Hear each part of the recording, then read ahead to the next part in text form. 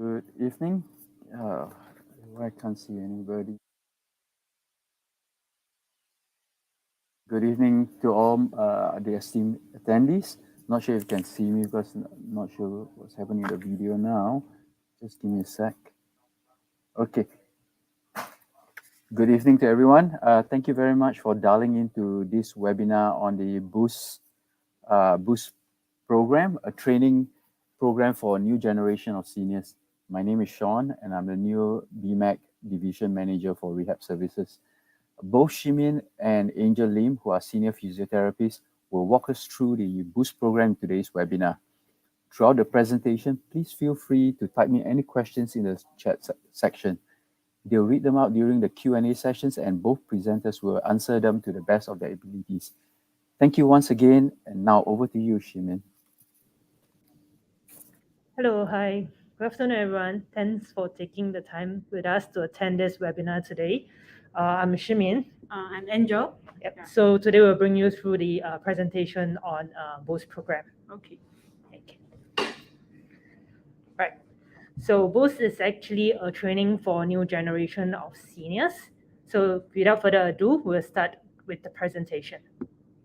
So this will be the topic that we'll be covering for today. We'll be talking about elder care in general and how the Boost program can actually contribute to elder care. And lastly, we will take some questions if there is any.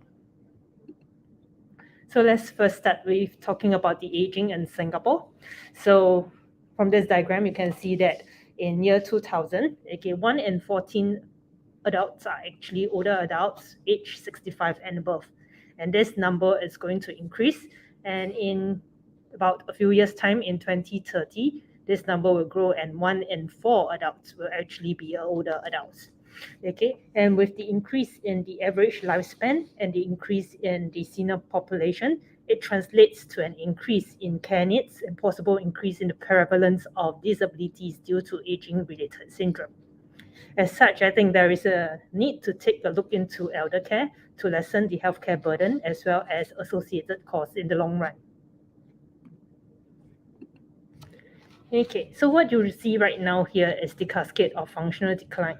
So this is a downward trend, given if there is nothing being done, to combat this and to reverse frailty, due to age-related syndrome like sarcopenia, and the decrease in quality of muscles, etc. So with the functional decline, as you see, if there is a stressor that happened, for example, a medical condition or acute hospitalization, our seniors will drop below the level, and even with recovery or rehabilitation, it might take a while to return to the pre-morbid function, or if worse, if there's no functional reserve left, they might not even be back to where the pre-morbid is. So this causes this downward spiral, and without being anything done to combat this, one can be from robust into frailty as well as dependence in the long run. Therefore, as healthcare professionals, we know that there are a lot to be done, and there are things that we can do to actually reverse this process and to reverse frailty. Just a little bit of statistics on the functional status. So with the population of 1 in 4 adults being seniors in the year 2030, this is a rough gauge of statistics that we are looking at. 87% will remain independent. However, 8% will need a walking aid. 3% of this population will need an assistive device such as wheelchair. And 1% will be assisted in terms in their daily care needs, and 1% might be even bedbound. And bear in mind that this number is very significant despite being reflected as 13%. And to give a rough idea of the number, there are already almost 70,000 seniors who are unable to perform or who have difficulty performing at least one basic activity such as self-care. And this is according to the census data from 2020. With the increasing number of seniors, another major concern is actually falls and the idea on how to prevent fall. So 1 in 3 falls happen in community dwelling elderly aged 65 and above. And we know that this number is going to increase with age, being 1 in 2 age more than 80 years old will suffer a fall. Okay. Then there are also a group of silent fallers, okay, where numbers are not taken into account because it's not reported, because they might not have a severe injury post-fall. Okay, so whatever number is being reflected, it's actually doesn't account for the whole population that is actually falling. And apart from that, we know that falls account for 40% of injury-related death. And if it's not addressed or not taken a look into, 30% of this faller will actually fall again and causing recurrent fall. And I think fall itself, we all know it doesn't affect only the physical aspect, but also the psychosocial aspect of it. So with falls, elderly have the tendency to have the fear of falling and or fall or feeling again. And this is going to limit their activities of daily living. This is going to affect their mobility in the long run. Okay, so with the aging trend, it also brings along many challenges. We know that aging does not only affect individual, but also the social and community sector, as well as the economy as a whole, and of course directly impact the individual as well as their family members. So one such impact is the rising healthcare costs and budget. This is largely because of the aging population and also related epidemiological shift. So if you take a look at a slide, 13 million was spent on healthcare costs and budget in 2012, and this number significantly raises to 22 billion in 2017. Also, we know that the demands for elder care services and infrastructures, okay, as well as the healthcare dependency actually increases.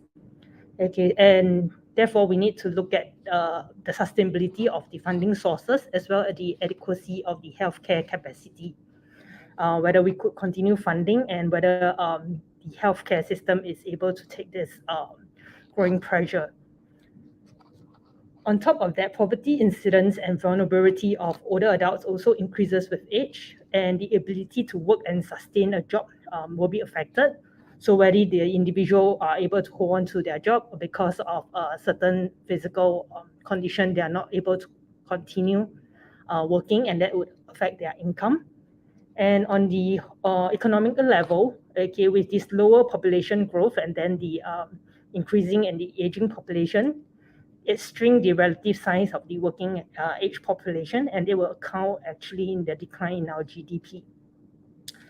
And also, last but not least, of course, the increasing dependency ratio. So we know that more with aging, okay, there might be more care needs, and family will struggle with the care of these seniors. And they not only have to struggle with the probably physical care needs, okay, but their own career and social aspect might be compromised as well. Okay, so I think with all this impact and all this growing trend, okay, we need to take a look into the different solutions. So in 2017, MOH actually came up with this 3 Beyond. So looking at beyond hospital to community, beyond quality to value, beyond healthcare to health. So we're looking a little bit more on integrated care, the outcomes and values, and as well as a prevention model. Okay, and the emphasizing of health, actually including the aging population, means that more investment is required in promotion of healthy and active aging. Okay, promoting social connections. We're taking a look into infrastructure like age-friendly homes and communities, programs to actually prevent chronic diseases and illnesses, as well as rehabilitation and quality healthcare. Okay, and however, with current tools and current models of care, okay, we are going to remain status quo. As such, I think it's time for us to take a look at new tools or even new model of care and delivery to bring about greater outcomes to address current issue right now.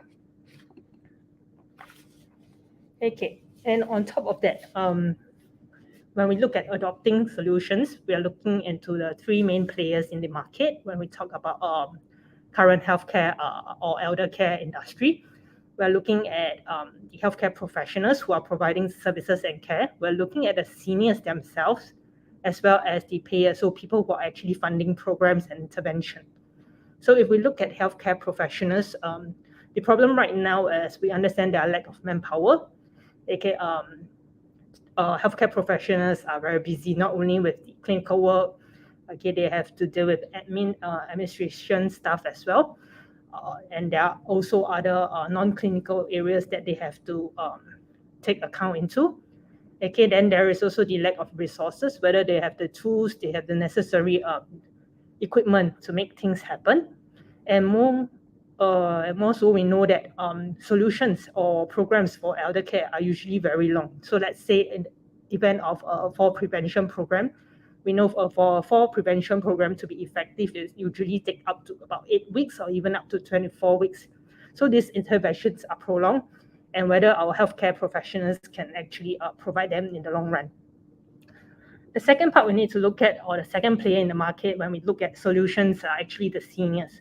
So whether the seniors themselves have sufficient knowledge to actually carry out exercises or ways to keep themselves healthy and active, okay, and whether there is the accessibility to the rehab services or even community wellness program to keep them at bay, to work on prevention of any chronic diseases. Okay, then when we look at seniors, we're also looking at the presence of their comorbidities, their medical condition, whether they are able to participate in programs and interventions that are suitable for them. And last but not least, most of them always highlight this financial concerns. So whether the programs are actually okay or like affordable for them to take part. Okay, and the third player we are also looking at is the payers, the people funding the programs. Okay, so programs tend to be long, like what we mentioned previously. So whether the payers are able to continue funding these programs in the long run. Okay, then we are looking at also the cost effectiveness and efficiency on the programs, and whether the programs that we have are sustainable, and whether we can actually help to decrease the long-term care expenditure. Okay, so I think we have adopting any form of solutions, we have to take a look into all this current issue that we are actually facing. So what we believe is that our BOST program will actually fit in nicely to help address some of these issues that we have talked about. Okay, and like what we say, the BOST program is actually to work on to improve the efficiency, okay, the effectiveness, and to bring our seniors to a higher level. So this is just an overview of what the BOST program is all about. Okay, Angel will take us into greater detail from the next slide onwards. So allow me to just run through an overview of the BOST program. So the BOST program, we are using a mixture of hardware, equipment, as well as clinical software. Okay, and who are we targeting as really the elderly, the seniors, okay, be it community or in rehab centers. Okay, and there are various outcome measures that we actually use to prove the efficiency of the program itself. Okay, and the clinical value of this program is actually rapid results and safety with intensity. Okay, so without further ado, I'll hand over the time to Angel, who will run us through in greater details about our BOST program. All right, I'm back. So let me run through our BOST program with you guys, and do remember, type out your question in the chat group. Chat will address your question during the end of the presentation. Okay, so senior in our Singapore across different settings and come in with different purposes. For those who require higher care needs, they might stay in nursing home, or senior who is fit and independent, they will stay in community and attend program in community. So across all the settings, they require intervention as well as physical training to improve or maintain their functional level, even build up their functional reserve. All right. So the restriction of COVID-19 generate a more fragile class of senior in different settings. So upon easing of the lockdown, senior will suffer a disability debt, not money debt, but disability debt. So which will make them more vulnerable to the risk of falling. So our program are looking at serving our senior at all different functional level in different settings. All right. Okay, so we are Our training program will be using whole body vibration technology and our in-house clinical software IntoWalk for the intervention. And we will use kinesis gate for assessment. I will go through deeper in my slide later. All right. So show over here is the slide in our program structure. So we start with pre-assessment. We use kinesis and other outcome measure for our pre-assessment. So for the intervention, we'll do 3 to 5 sets of exercise on our whole body vibration platform and 2 to 3 overground exercise. So these 2 exercises will be guided by our IntoWalk software. So each session will take about 15 to 20 minutes. And we are looking at 3 to 5 days a week and over a 2 weeks time. So after the program, we'll do another post-assessment. All right. So for our assessment, we are using kinesis gate. It's a portable clinical tool for quantitative assessment for our gait and mobility.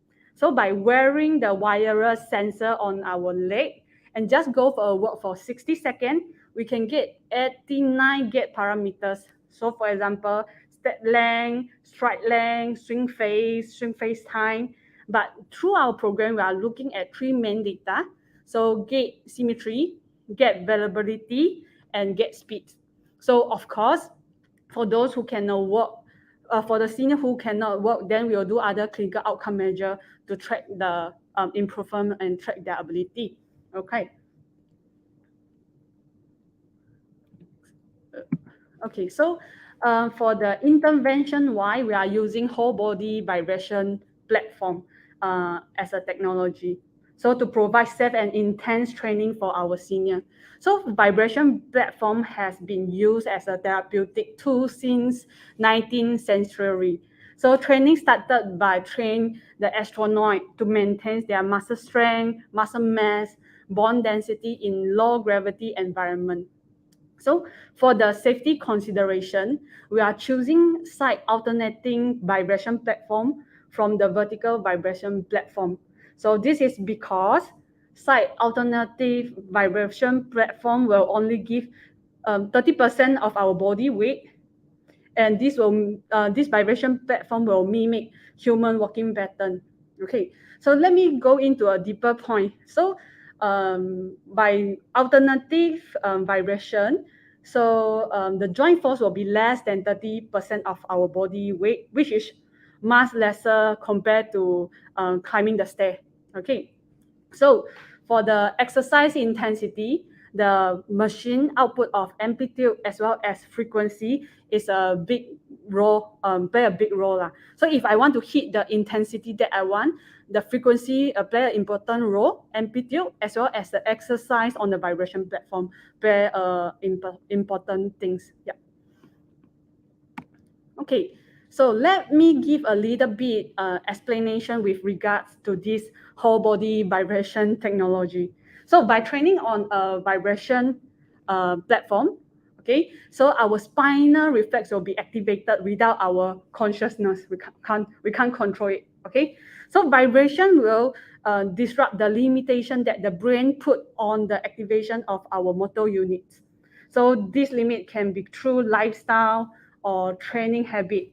So by disturbing and disrupting the neural system of our brain, okay, we'll be able to activate more motor units that are usually sleeping and not commonly used.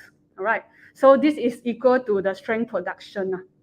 Okay. So another benefit of this technology is to improve our blood and lymphatic circulation through the rapid contraction and relaxation of the muscle, work as a pump on our blood vessel and lymphatic system. All right. Okay, so there is a lot of overseas study that have shown to improve 10-meter walk test, time out and go, or even chest stand and balance for our seniors. So this is a summary of the study and the outcomes as well. Okay, so of course, there are contraindication and precaution to using whole body vibration technology. So for those who have artificial joint, acute pain, acute inflammation, or seizures within the last year, or other unstable medical condition will be excluded. So, but for the first 2 points, will be based on clinical judgment. So, who are admitted due to UTI, so or less severe medical condition like UTI or diarrhea. So, all these senior can be included. Okay. So, of course, precaution for those who has easier to get motion sickness, giddiness, or very sensitive to vibration. We need to start very slow for them to get used to the vibration. Okay, so we have our in-house mobile application called IntoWalk to support this boost program as well. So mobile, this software provide the personalized clinical guidance for whole body vibration exercise, and as well as the groundwork exercise based on the individual ability. So client will be profiling in 4 different levels based on their functional ability and progressions. So it comes with 2 versions. One will be professional apps and as well as personal apps for the client, for the participants. So which allow both trainer and participants to monitor and arrange specific training plans during and after the program. Okay. So to provide more clear picture of our program, allow me to show you a short video.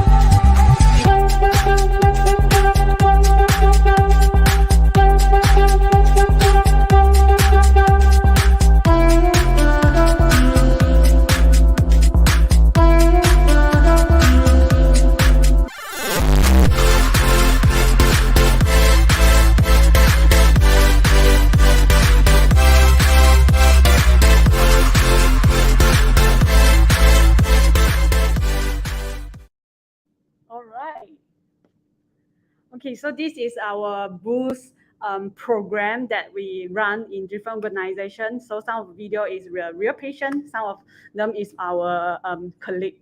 All right, so hope you enjoy the video. So let me, okay, so beside the overseas study, so we are also collecting local data in our pilot trial. So we visited a destitute home in Singapore to conduct our pilot trial program. So we can see that over the program, the speed impairment, the risk of falling. So actually, after the program from moderate and higher risk, they changed to more for the low risk factors after just 4 to 5 training sessions. All right. So a few months ago, we also conducted another program in a nursing home. So total 11 residents recruited in our program. So out of these seniors, 6 of them are able to ambulate. So we take the gait speed within pre and post assessment. Okay, so 6 of the gate speed result also show that clinical, four of them show that clinical significant improvement, right? So beside the gate speed, so we are also doing 5 times sit to stand as well. So 8 of them are able to perform sit to stand test, and 7 of them actually show significant improvement. And most of them actually hit the MCID, means at least improve 2.3 seconds for our sit to stand test. So you can see the minus, right, means they improve. So the timing to perform the sit to stand is much lesser compared to pre-assessment. All right, so to conclude our boost this presentation, so based on different perspective of different party, so from therapist or trainer perspective, so rapid and fast outcome actually is critical. So the efficient and effectiveness outcome will support therapists clinically and operationally. So besides that, into work software can also provide guidance on whole body vibration and groundwork exercise that's specific for different functional level of our senior. So we'll provide individualized for the seniors. So for our participant or for our senior points of view, so moderate to high training intensity without discomfort and fear will empower participants to be more active and get stronger. So by training without extra weight, will be less stressful for their joint and will be able to will be suitable for those senior who has joint problem, as well as short duration. So also, actually also will be suitable for senior who have short attention span as well.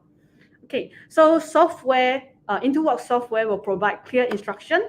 We have video insight for senior to continue with exercise and remain active during the program as well as after the program. So they have something to continue to do, not just the program itself. So lastly, from the management point of view, so we can skill up and train non-medical professional to run the program. Yeah, and rapid objective measurement will result in improving quality of the service. Okay, so strong outcome for our senior in the long run will decrease the healthcare cost as well. So by adapting Boost program, we hope to optimize outcome and bring value to our senior therapists as well as healthcare provider. So thank you so much, and we welcome questions. So any question from the ground, feel free to type out.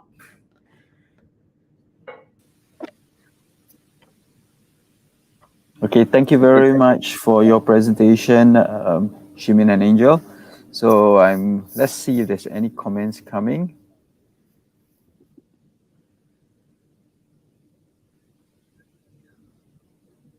Just wondering, what have been the feedback of those patients being on it? Is it very uncomfortable for them? Is it, are they scared going on board this vibration unit? Okay, so so for the senior points, right? Actually they enjoy the training. Yeah. So some of them feel lighter right after the session. Actually, this is because of the muscle recruitment of the vibration platform. So usually after that, we will straight away do other groundwork exercise or functional training and to train over them as well. Yeah, so some of our senior will complain of itchiness after the training. This is because of blood circulation. So, but we do bear in mind some of the senior, the skin will be quite fragile. So we will encourage them like just that. Yeah. So through the program trial, I think most of the feedback is good. Yeah. That's good. Okay, good to hear that. And I think senior is more brave than our therapist, because when we try on our therapists, therapists will be, really, can they so fast? So, but I think there is a trick behind, like magician. Okay, so actually we'll introduce this slowly to the seniors. So we won't go in with like 20 or 30 frequency to blast them. Of course, they will hate us and they will hate the machine or even the software. So actually, through our experience, actually we'll start slowly and slowly introduce and bring them through the journey. Then they can accept better and they can appreciate the technology better. Yeah. I see. Okay, we have a question here from Faye. What is the experience of the therapists while using the software? Okay, so far we have gathered some feedback in terms of the software usage. So generally, I think most therapists are quite accepting of the how the software works, and so to them, I think easy usage and the interface being simple is one. Another thing is there was guidance for the exercises, especially those on the whole body vibration. So I think this concept of whole body vibration, it has been in the market, but we are not quite familiar with it for a start right now. So I think the therapists have feedback that the nice thing was that because there is guidance on how to progress the exercises or even suggestions on how what are the different exercises that can be done. So I think that part was nice for them in that sense. But of course, we also received feedbacks on considerations, so points of considerations like whether we are going to increase more variety of different exercises or how we can make do or like get therapists to actually customize exercises as well. So I think that's good points for considerations. But I would think that in overall the feedback was quite well received. Yep. Okay, good to hear that. With the software, will be allowed. I mean, it's a guidance for the non-professional. I mean, like therapy assistant, for them to follow the software and train the seniors, or even in senior activity center. Yeah, they have wellness coach that can guide the wellness coach to use the software and continue to do the exercise. Yeah. Yeah, I think the software play a big part. Like after the program, what will happen? Are they going to keep active? We all don't know. So, but with software, we can track their compliance of the exercise and their activity level as well. So I think that will be nice to see as well, because if not, we are lose track and they are like, oh okay, after program then I like kiao like do nothing at home. Yep. Also, when you say track, so you mean yeah, to keep the engagement, to keep them active as well. Oh, you mean because of part of the program that you have for home therapy, home exercises? The Is that what you mean? the software. Okay, understand. Okay, thank you very much. Any other questions? Let's wait a while, see if there's any other questions coming. Thank you very much for this question, Faye. Let's wait a little while longer. If there's any questions, let me look at it here. Okay, I guess there is. So, when you all do demos for this,